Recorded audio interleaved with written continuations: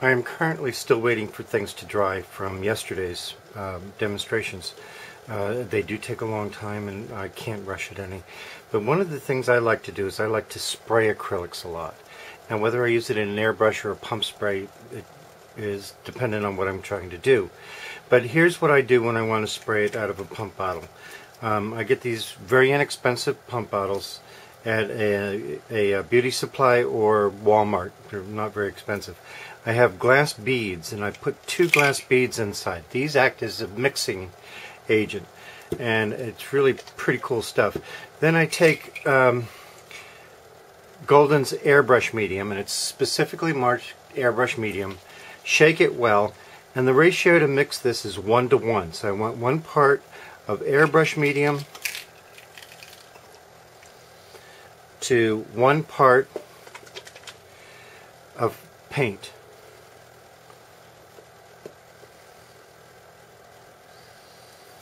And notice that I'm using a liquid acrylic here. That is the recommended product for this. I'm going to add a little bit of an interference color in there to see how it works. Just because I've not tried it before and I figure, what the heck.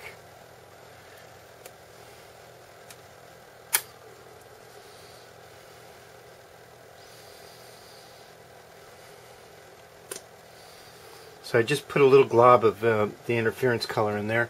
And then what I'm going to do is I'm going to cap this, make sure that I have it on good and tight, and shake. And you can hear the beads rattling around inside there. So I'm going to clean up a little bit. I've got a canvas that I started working on recently, and I think this might be just the perfect time to try this out. The canvas I'm working on is a box canvas. It has the sides that are all covered in canvas as the gallery wrap. I did take some of that modeling paste gel that was for dimensional work, and I've got a pretty nice dimension on there right now. And we're going to try this spray, see what happens. Yeah, I like that. Ooh. Notice that it's not smooth, not totally smooth. That's okay. I have no problems with that. I'm going to hit it again with maybe a little bit of Flow Aid. Oh yeah.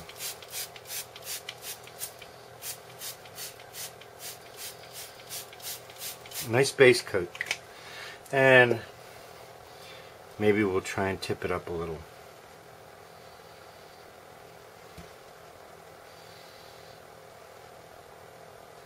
Ooh, this could be fascinating. Okay, once I about have it where I want it, I'm going to just let this dry now. I'm literally going to let it dry and see what the results are. I kind of like the way it's gathering around here and up here, and how it still leaves some stuff there. Now this is just the first coat. This is going to be one of many, many coats of paint on here. So I'm going to let this dry, and we'll be back. Here we are back with this piece again. I'm still waiting for the other ones to dry, so it's still going to be a little while yet. What I've done is I've made a very, very thin solution of Titan Buff and water, and I'm going to put this over top of this piece, making sure that I get some good coverage. And I'm not going to be real fussy about getting the whole thing done, but this is a technique that I've just recently been playing with a little bit. And it's really kind of fun and certainly interesting, and it has a very definite effect. You can see that's really a very thin solution. But once I get this on here, I'm going to take some mineral spirits and just spritz the surface with it, and it will really, it's kind of interesting.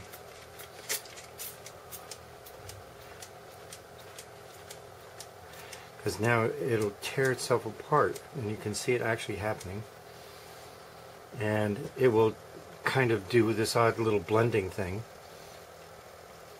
And I'm going to let this dry now. You can see it's starting to break up, and the acrylic starting to clump up in areas. That's the effect I'm looking for. So that's this next step, and I'm going to let this dry a little bit, and then I'll be back with more stuff. Here's the string gel piece that I was working on last night, and I got it just about finished. It's nice and dry now, and I'm going to work at getting it up off the surface. Now, for me, this is like a very important tool. It's a scraper tool, and whenever you're dealing with acrylic mediums on glass, it really does help remove it from the glass, particularly when you're dealing with very thin layers like I have here. Now, this is, for me, a very thin layer of acrylic medium. Once I get it started, I can really come in here and grab a hold of it, and you can see just how delicate that is. Now, this will go on a piece of wax paper until I'm ready to cut it apart and use it, but that's all there is to it. It's really simple. Just to finish up very quickly, this is the molded piece that I made in that one form, and what's nice about it is you can actually just cut this stuff apart or tear it apart and use just pieces of it. And like I sort of like the look of this piece. I might trim it up a little bit, make it look a little bit cleaner, but you can just see the soft golden highlight on that.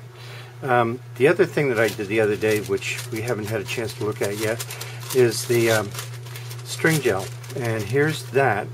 Notice that I have it on a piece of wax paper, quite intentionally, so it doesn't stick to itself, because the last thing you want to do is have it touch itself. So this is what the string gel looks like when it comes off that glass sheet. And I think it's kind of a fascinating material. Like I said, you don't want this touching itself. But, I mean, look how fine the lines are. The lines are just very delicate, and that's what we're looking for, and that's the string gel.